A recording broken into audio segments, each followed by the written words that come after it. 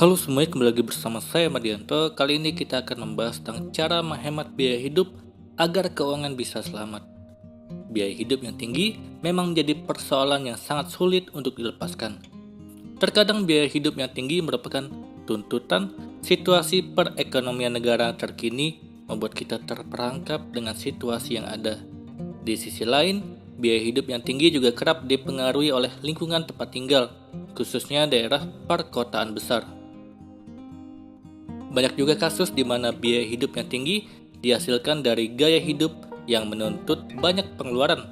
Kalau kamu berpikir untuk menghemat biaya hidup karena kamu sadar bahwa gaya hidup kamulah yang mempengaruhi tingginya biaya hidup kamu, inilah beberapa cara untuk menghemat biaya hidup yang bisa kamu terapkan mulai dari sekarang. Yang pertama, lebih baik makan di rumah. Kamu sudah tahu bahwa biaya makan di luar tidaklah murah. Memang bagi sebagian orang, makan di luar mampu memudahkan dalam banyak hal, terutama bagi kamu yang tidak punya waktu dalam memasak di rumah. Kamu hanya perlu mendatangi rumah makan atau restoran yang kamu suka dan memesan makanan di sana, menghemat waktu dan tenaga. Tetapi karena misi kamu di sini adalah untuk menghemat biaya hidup, sudah sewajarnya kamu mengatur strategi untuk lebih sering makan di rumah. Dalam artian seperti ini, luangkan waktumu untuk memasak di pagi hari. Dengan cara ini kamu bisa menghemat biaya sarapan karena sudah pasti kamu makan di pagi harinya. Kemudian bawa bekal dari rumah sebagai santapan siang kamu di kantor kalau kamu bekerja ataupun kuliah.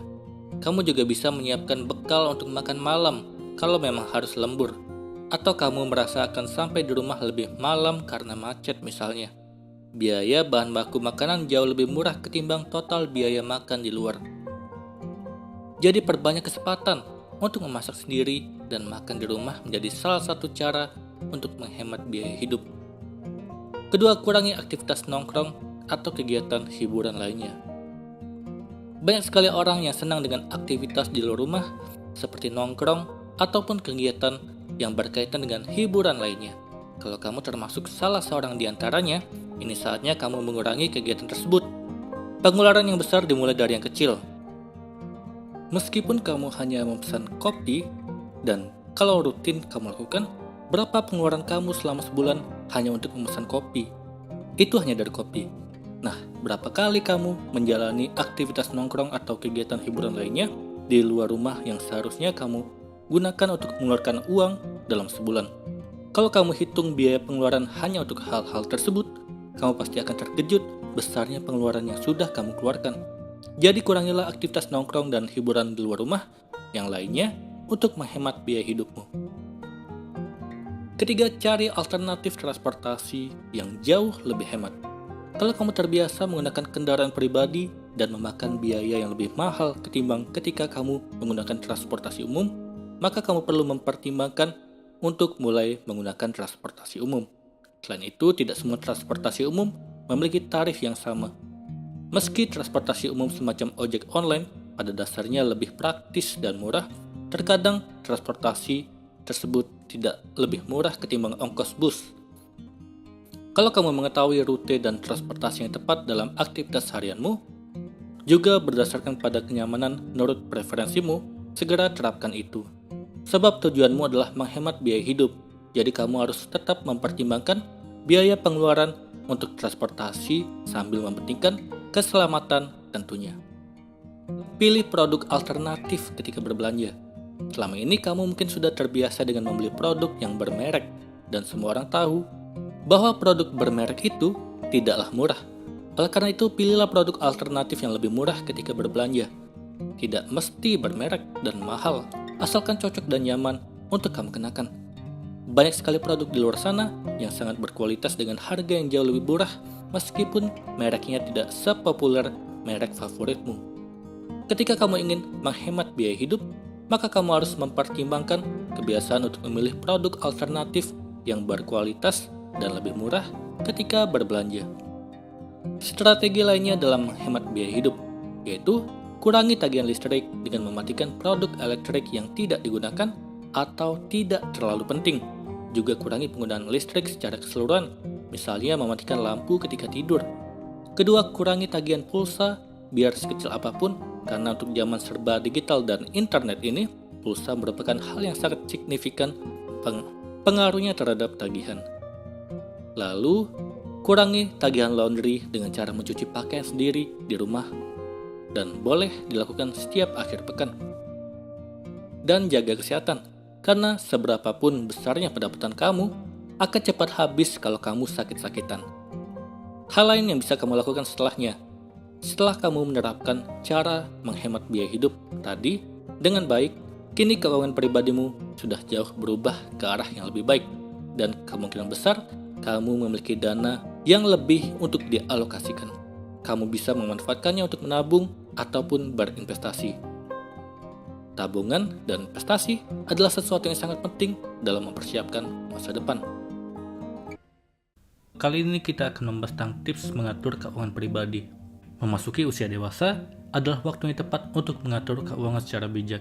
Seiring bertambahnya usia, kita juga harus lebih pintar memilih mana yang menjadi kebutuhan ataupun yang sekedar keinginan. Semakin besar penghasilan yang didapat, tidak menentukan seseorang dalam kondisi finansial yang stabil. Kalau seseorang tidak dapat mengelola keuangan secara benar, maka mereka akan selalu terjebak dalam gaya hidup yang salah. Cara mengatur keuangan setiap individu pasti berbeda sesuai dengan kondisi dan kemampuan yang dihadapi. Paling tidak, berikut gambaran bagaimana menyiapkan masa depan yang aman dan didambakan. Yang pertama, menabung. Peribahasa, rajin pangkal pandai, hemat pangkal kaya, mungkin memang benar adanya. Dari peribahasa tersebut, mengajarkan kita untuk dapat menerapkan budaya rajin menabung dan hidup hemat. Kita tidak dapat memprediksi kejadian apa yang akan menimpa kita, sehingga alangkah bijaknya untuk dapat menyisihkan berapa persen dari penghasilan yang kita terima untuk ditabung. Kalau kamu membutuhkan arahan bagaimana cara menabung yang benar, cobalah menggunakan metode Kakeibo atau alokasikan 20% dari penghasilan setiap bulan untuk pos tabungan. Selain menabung, kamu juga perlu investasi karena inflasi yang terus bertambah. Kedua, buat rincian pengeluaran. Buat pos-pos pengeluaran setiap bulannya agar dapat mudah ditelusuri kemana saja uang yang kamu gunakan. Misal buat pos pengeluaran untuk makan sehari-hari, belanja kebutuhan primer, melunasi hutang atau cicilan kalau ada, kebutuhan hiburan, dan lain-lain. Kamu dapat menggunakan aplikasi pengatur keuangan yang ada atau catat secara manual di notebook. Ketiga, mulai berinvestasi. Untuk mempersiapkan masa depan yang cerah, mengambil langkah untuk berinvestasi adalah keputusan yang tepat. Terdapat banyak instrumen investasi yang dapat digunakan, di antaranya saham, obligasi, emas, reksadana, dan lain-lain sesuai dengan jenis tingkat risiko yang muncul. Sebagai awalan, pilihlah instrumen investasi yang memiliki tingkat risiko yang rendah. Semakin bertambah usia, hasil dari investasi yang sudah ditanam sejak dini pasti akan sangat terasa manfaatnya. Keempat, lunasi hutang dan cicilan dengan tepat waktu. Bagi yang memiliki hutang atau cicilan setiap bulannya, semisal KPR ataupun cicilan lainnya, lunasilah dengan tepat waktu. Hal tersebut dilakukan agar kita tidak dikenakan bunga yang terlalu tinggi dan untuk menjaga skor kredit kita berada di status yang baik. Kelima, sediakan dana darurat. Dana darurat adalah dana yang disiapkan untuk mengantisipasi hal-hal yang tidak terduga dan mendesak seperti terjadinya kecelakaan, sakit, maupun kondisi saat tidak adanya sumber penghasilan. Besarnya dana darurat setiap individu pasti berbeda, tetapi umumnya adalah 10 kali dari penghasilan setiap bulan yang kita terima. Pisahkan rekening dana darurat dengan rekening tabungan sehari-hari agar dana darurat tersebut tidak terpakai. Keenam, siapkan dana pensiun. Setelah langkah-langkah tadi sudah tercapai, sebaiknya kamu rencanakan kebutuhan saat masa pensiun tiba. Masa pensiun adalah masa di mana kita tidak dituntut untuk mencari sumber penghasilan lagi, tetapi masa untuk menikmati masa tua. Kamu juga harus dapat menyesuaikan gaya hidup saat masa pensiun tiba, selaras dengan kondisi dan kemampuan. Kalau kamu merencanakan untuk pensiun di usia 55 tahun, maka kamu memiliki waktu kurang lebih 25 hingga 30 tahun untuk menyiapkan masa pensiun tersebut. Itulah tips cara mengatur keuangan pribadi dengan cerdas dan tepat. Kali ini kita akan membahas tentang cara menabung yang benar menurut pakar keuangan.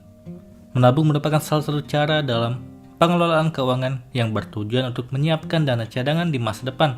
Tabungan juga berperan untuk menjamin kestabilan keuangan kalau mengalami hal yang tidak diinginkan kemudian hari. Secara tidak langsung, menabung dapat membantu kamu mengetahui tentang prioritas dalam keuangan.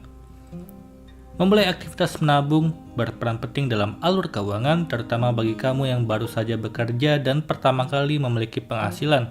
Kenyataannya, menabung tidak selalu menjadi kebiasaan yang mudah untuk setiap orang, walaupun sudah mengetahui banyak manfaatnya untuk masa depan. Hal ini akan menjadi lebih sulit kalau kamu tidak mulai membiasakan cara menabung yang benar. Menabung tidak hanya tentang berapa banyak uang yang mampu kamu sisihkan. Lebih dari itu, menabung adalah tentang membentuk kebiasaan yang terus-menerus. Kata kuncinya adalah konsistensi. Di internet, ada banyak sekali cara menabung yang mudah sesuai dengan kondisi kamu. Dari sekian banyak cara menabung, berikut ini yang bersumber dari pakar keuangan, dilansir dari website Go Banking Rats. Inilah cara menabung yang benar menurut pakar keuangan. Yang pertama, mengatur automatic debit ke rekening tabungan. Farnes Torabi, seorang penulis dan ahli keuangan, menunjukkan bahwa menabung dengan transfer otomatis adalah cara yang paling efektif. Torabi merekomendasikan setidaknya 10% dari gaji kamu sebaiknya ditransfer secara auto debit ke rekening tabungan. Dengan demikian, kamu tidak akan langsung memiliki alasan lupa menabung. Hal ini juga menghindari kamu tergoda untuk membelanjakan pendapatan sebelum dimasukkan ke dalam tabungan. Tetapkan jumlah transfer dan tanggal transfer secara konsisten yang langsung dialihkan ke rekening tabungan. Dengan menerapkan cara ini, kamu telah belajar untuk disiplin menabung dengan cara mudah. Kedua, mulai dari jumlah kecil terlebih dahulu. Menurut Clark Howard, seorang pakar konsumen, menabung sebaiknya dimulai dari jumlah yang kecil terlebih dahulu, tapi rutin dilakukan. Tidak banyak orang yang bisa menabung dalam jumlah yang besar. Oleh karena itu, mulailah dari yang paling kecil. Kalau kamu belum terbiasa dengan alokasi tabungan sebesar 20% dari gaji, kamu bisa memulai dengan 2% dari gaji. Namun pastikan bahwa presentasinya naik setiap bulan sehingga mencapai minimal 20% dari gaji atau penghasilan. Bahkan Howard menyatakan bahwa first jobber harusnya mampu untuk hidup dari setengah gaji karena belum memiliki banyak tanggungan dan pengeluaran. Ketiga, mengumpulkan dan menyimpan uang kembalian. Rick Edelman yang merupakan ketua dari CEO Edelman Financial Service memberikan trik khusus untuk bisa menabung dengan benar. Menurutnya, mengumpulkan uang kembalian berbentuk recehan dapat digunakan untuk belanja barang dengan nilai yang besar. Misalnya saja, uang kembalian setelah belanja di supermarket. Kalau dikumpulkan dapat digunakan untuk membeli kopi dan makan siang. Dengan begitu, kamu bisa menghemat pengeluaran, lifestyle, dan berhasil menyelamatkan alokasi uang tabungan. Uang receh ini secara tidak langsung akan membantu kamu mengurangi penggunaan kartu debit dan kartu kredit untuk membayar sebuah lifestyle atau gaya hidup. Keempat, membuat rekening pisah. Likwina Hananto, seorang perencana keuangan yang dilansir dari Women Talk, menegaskan pentingnya memisahkan rekening simpanan dengan rekening harian. Dengan memisahkan rekening tabungan, kamu telah menyelamatkan uang untuk dipakai dalam keadaan darurat di kemudian hari. Kamu dapat memilih jenis rekening yang khusus tabungan. Misalnya saja, beberapa rekening yang merupakan solusi bagi masyarakat yang ingin rajin menabung. Dengan menggunakan rekening khusus tabungan, banyak kemudahan dan keuntungan yang dirasakan. Salah satunya adalah setoran awal yang ringan dan bebas biaya administrasi bulanan. Kelima, menetapkan tujuan menabung. Likwina juga menjelaskan bahwa menyisihkan uang tanpa tujuan adalah hal yang mudah dilakukan. Jangan hanya menyisihkan uang saja, tapi tentukan tujuan dalam menabung. Mulai menabung untuk hal-hal yang kamu sukai terlebih dahulu, misalnya untuk pergi traveling, ibadah haji, atau membeli sesuatu. Ketika kebiasaan menabung telah berhasil terbentuk, akan lebih mudah menetapkan tujuan. Itulah tadi cara menabung yang benar menurut pakar keuangan. Semoga ini bermanfaat. Sekian dan terima kasih.